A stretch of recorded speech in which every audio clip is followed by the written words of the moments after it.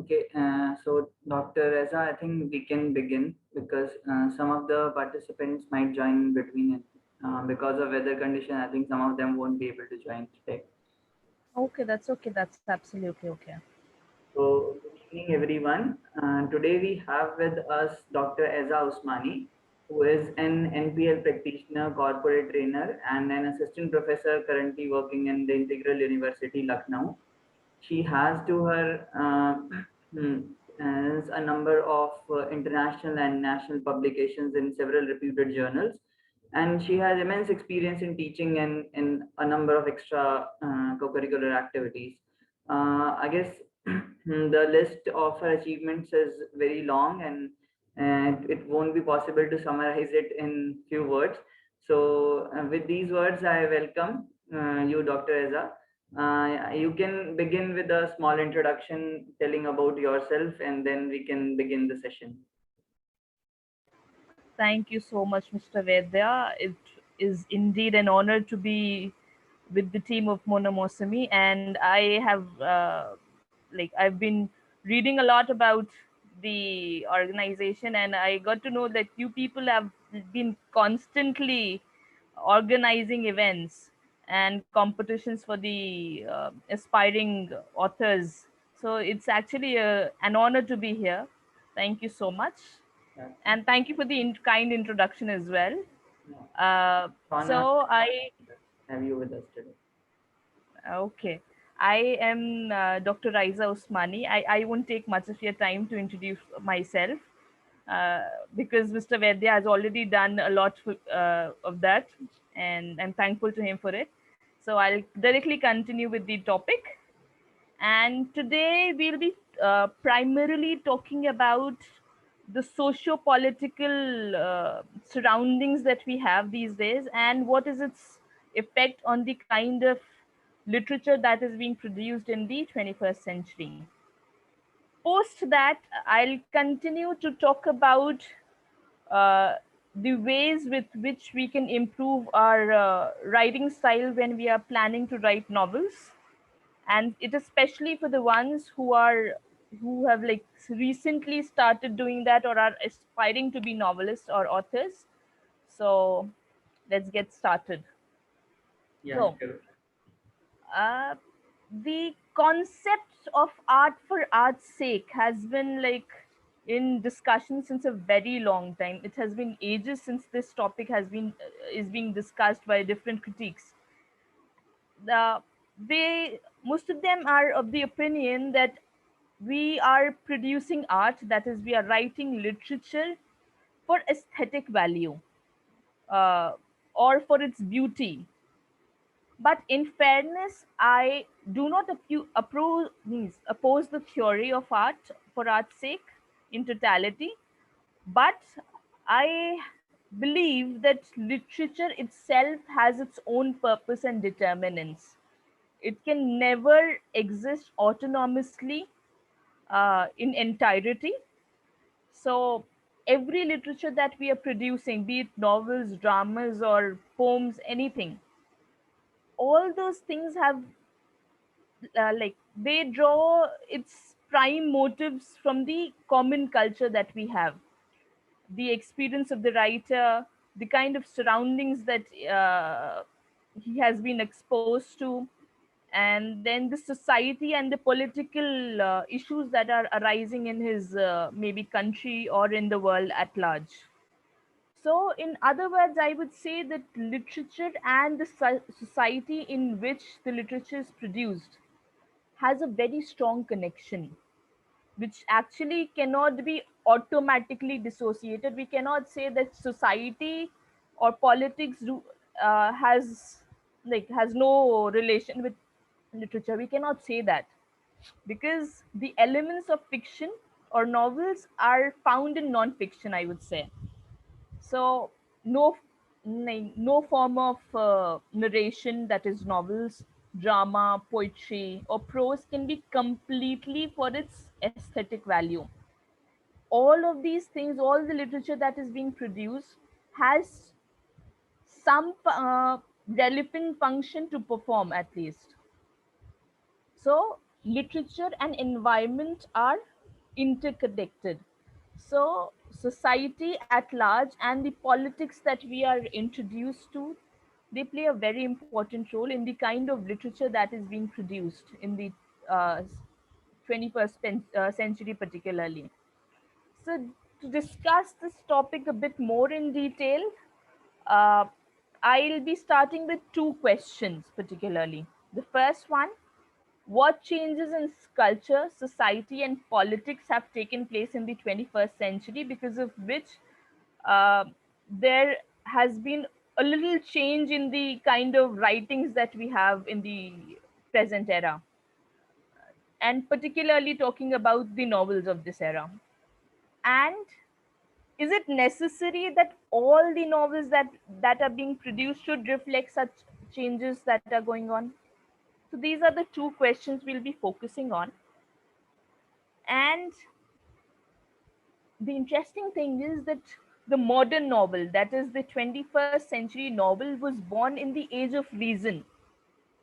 And the spirit of inquiry and questioning is the main trait of the age of reason. In the age of reason, there were a lot of questions that people had in their mind, and they went about asking and trying to find out answers to that. So it has been taken for granted that the spirit of inquiry and questioning must have found its voice in the novel too. But this assumption was expanded, or I would say further generalized, by socially conscious critics, people who are very much aware of what is going on in the society, or they are of the opinion that uh, there has to be a connection between novel and the society that is in which they are living. So there has to be a cause and effect relationship between the socio-political reality and the novel. However, uh, we need to acknowledge that there need not be, in fact, it is not a compulsion that we go about talking about the social reality in our novels. There are places, or there are chances that we come up with entirely a different background to in our novels, in our art and literature. So if I talk about Lucien Goldman, I hope you people know Lucien Goldman. Lucien Goldman was a Marxist theorist. Okay, he like once said that the true subject of cultural creation are in the subgroups. That is, it is, if I'm the author of some novel, it is not only my experience that is affecting my writing. It is the experience of the larger society. For example, I feel, suppose this will be right now we have this pandemic going on. I'm blessed that uh, we all are safe. But then I have not experienced that pandemic in person. I've not gone through that pain or that suffering. But the society is going through that.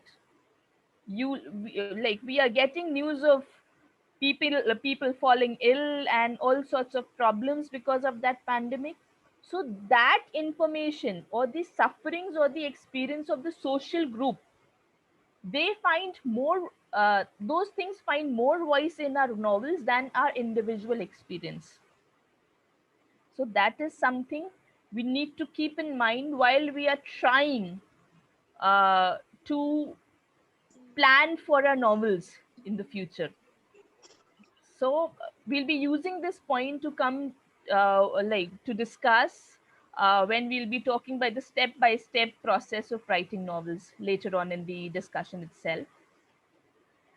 So it is important. The stress, therefore, is not on the individual events or tendencies, but on the essential reality of our time. What is the actual reality going on around us?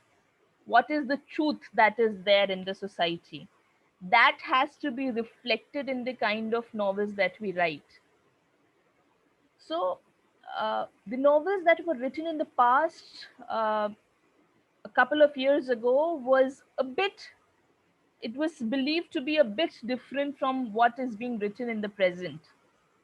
Earlier, people were of the opinion that uh, there were certain deterministic assumptions that were there, that more than five or six parameters are there on which novels were written. If I talk about it, um, like way back in 2009 or 10, way back when I was in school, I had the opportunity to listen to one of the lectures by Padma Shri, Mr. Late Mr. Shamsur Rahman Farooqi Sahab. Uh, he was a well-known writer, a distinguished one. In his talk, he mentioned that the wisdom that the modern critics or the modern literary figures have about novel is that novels have become shorter and more compressed in the modern era. They are less burdened by details and facts. And wonder why. We wonder why this was like this is being thought of. Why are people trying to compress the content or shorter the novels, or give not much detail in the novels? They were of the opinion that modern life always moves in the first lane. I mean, by that I mean that the reader has no time to go into much detail or read big fictions. It is definitely true that if I talk about our teachers, they read a lot of novels which were of 10 volumes, 27 volumes. Matlab, they were heavy. That is completely true. But then we cannot come to the assumption that the present era novels are uh, compressed and they do not have much details in it. So let's talk about, like, people do read A.S. Bhatt. A.S. Bhatt's book, the children's book, if we talk about that, it has, it's of the 20, this novel is of the 21st era, and it is filled with staggering details and a lot of details about the 19th century, the World War, etc. Even if I talk about Vikram Seth, if we talk about Vikram Seth's work, so it also is full of uh, geographical terms, a lot of facts and condensed details. Both of these are literary, but not popular novelists. So novels in this era as well were there are novelists who've written novels full of facts and theories and stuff like that, but they did not went on to become popular among the people, because people in of our age, maybe, they do not have much time to go into the detail. However, in the light of literary works, their works are obviously appreciated. So in order to, like, while we are planning to start with our with the process of writing novels, it is important that we need to keep in mind certain things. The first one being, uh, before you start the process of writing your novels, if you ever come across like people and talk to them about life and things, you'll get to know from 70% of the people that they have some story in mind and they want to author a book, or they have, like, they know a very good plot, they are ready with the plot, but they do not know how to start the process.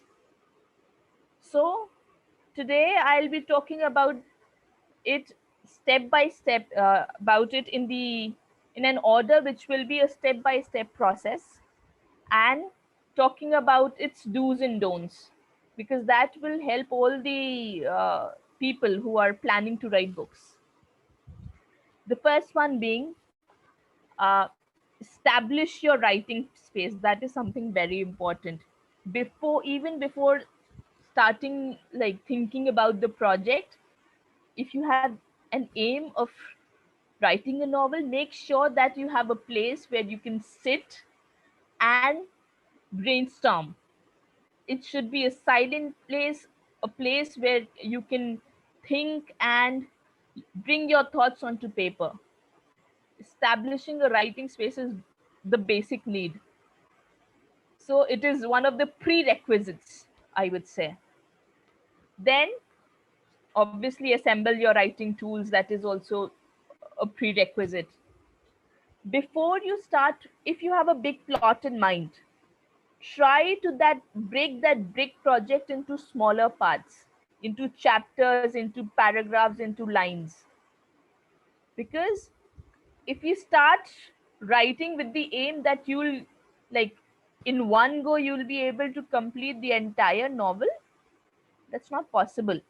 Because in the middle, by the time you reach the middle of the novel, you lose interest, or you'll face the writer's block. Your mind won't work. And there are situations, like, I have personally faced a lot of writer's block, and I tend to get bored when I reach the middle of my novel. So it is important that we break the project into parts and bits and pieces, and set the timeline accordingly. For example, uh, if I aim to write a novel which has almost, tentatively, it has almost 10 chapters, then I'll make sure that for the next 20 days or 2 months, whatever it is completely your choice, the duration. In those 20 or 2 months, I will have to finish one chapter at least, the first draft of the first chapter.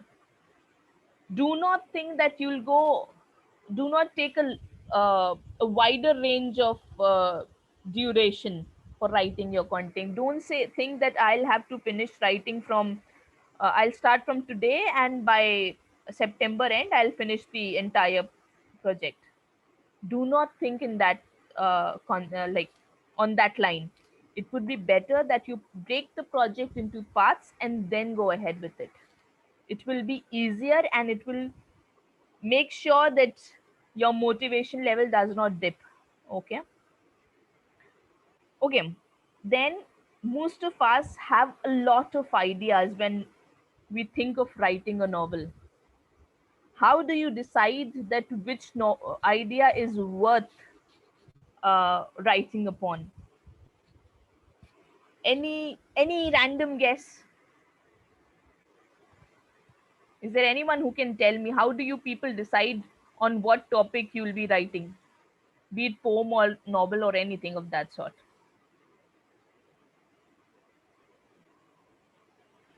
I know it's a tough question, but then, Pidvi, any idea? Maybe something which is in trendy. Yeah, maybe which is in trendy with the current situation, or something which interests us. Probably that way we can Oh, start from that. okay.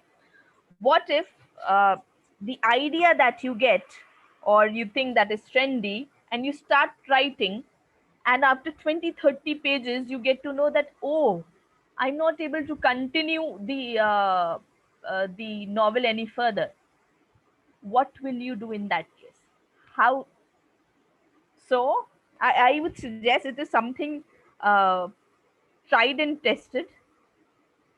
It's a bit personalized thing, but I would suggest, why don't you try doing this? Discuss your project with 2 3 close people of yours. Every time you discuss the same project, the same idea, with 3 different people, and each time you'll realize that you have added a little more detail to your idea. So that, in a way, helps you that whether you will be able to increase the length of the novel or not. or you can drag the entire through on thing or not. Otherwise, you will end up leaving the project halfway. This actually happens, and it is one of the techniques that is taught while we are working in we go through novel writing workshops or creative writing workshops. Try doing that. Discuss it with your people, and if it's a good idea and it's worth elaborating, you'll automatically be able to add on main things to it every time you speak about it with different people. And it is after you have done deciding the idea, you need to work on the kind of genre you're planning to write. Personally, there are some people who are extremely good at writing science fiction. I'm not. I connect very well with realistic things. So if it is a science fiction, I might not take that much of interest in writing. So choose a kind of genre that interests you and the target audience that you have. If you're aiming to write a book for the age group of 17 to 21, so think of a topic that they will be able to relate to. So the reader comes first, always. So, as uh, ma'am mentioned, that it is important to understand what is in trend. So, understanding the trend is important to decide the genre you're going to use. And uh, keeping in mind what I s- the readers, you should also keep in mind the your interest area, because if you do not have interest in that area or in that genre, you won't be able to go ahead with it. Dr. Eza, just a second. In case the meeting ends after 40 minutes, then we can again join using the same link. Sure, no problem. Okay. Okay. Yeah, you may So, continue. please, thank you. So, while once you are done with the idea, you are done with deciding the kind of genre that you're going to write.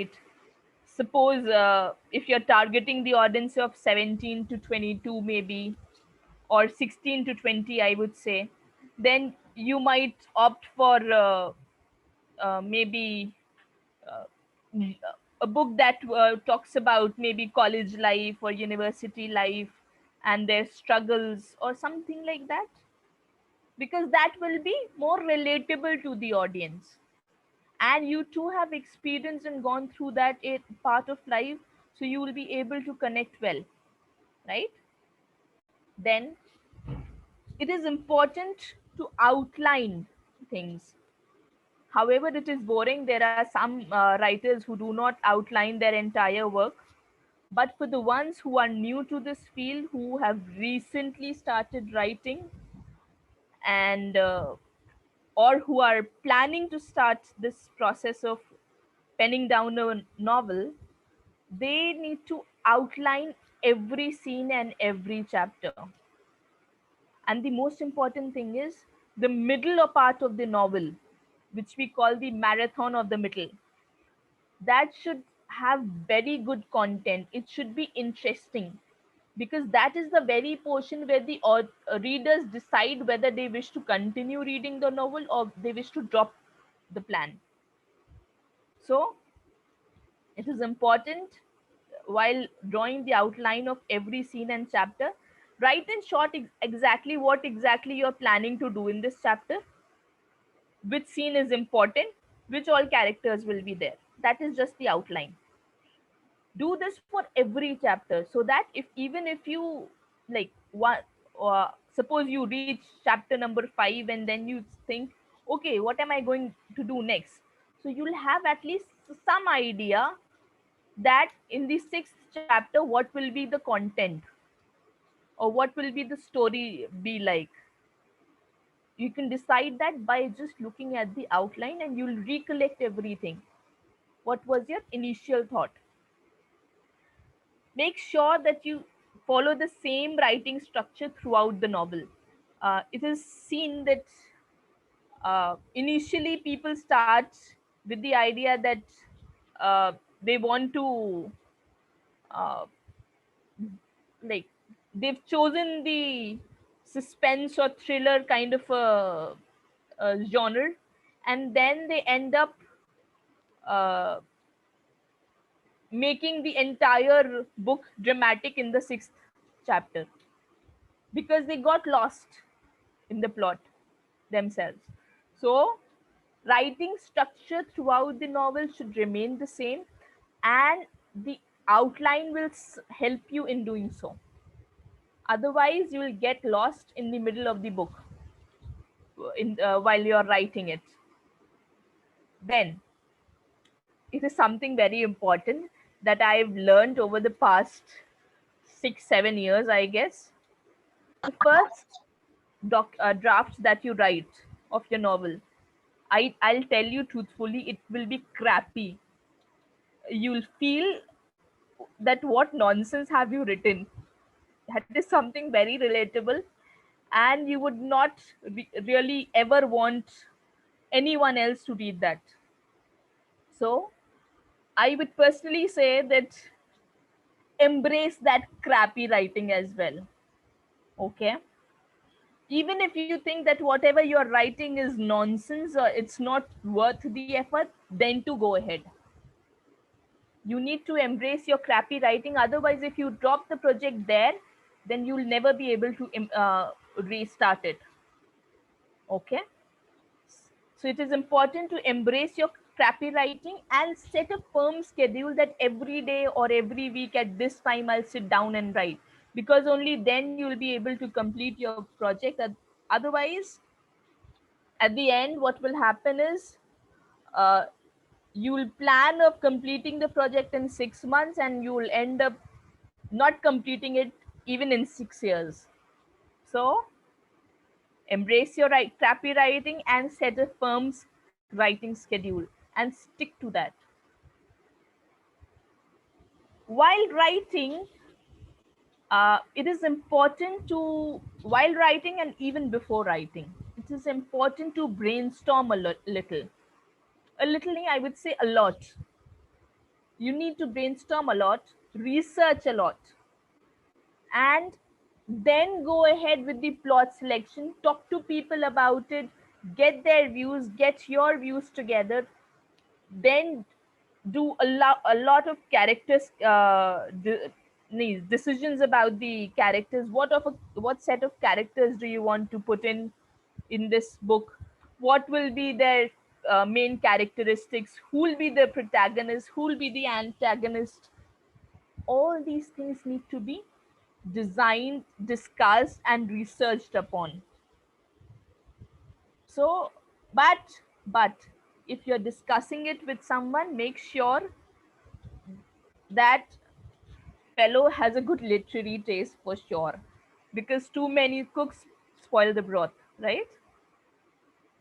So always remember that write a compelling reader first opener.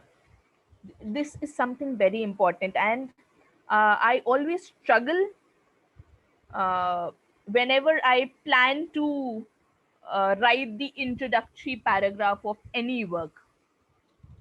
So, so I used what I was like I used to do was I used to write introductory paragraphs at the end after I've completed the entire project.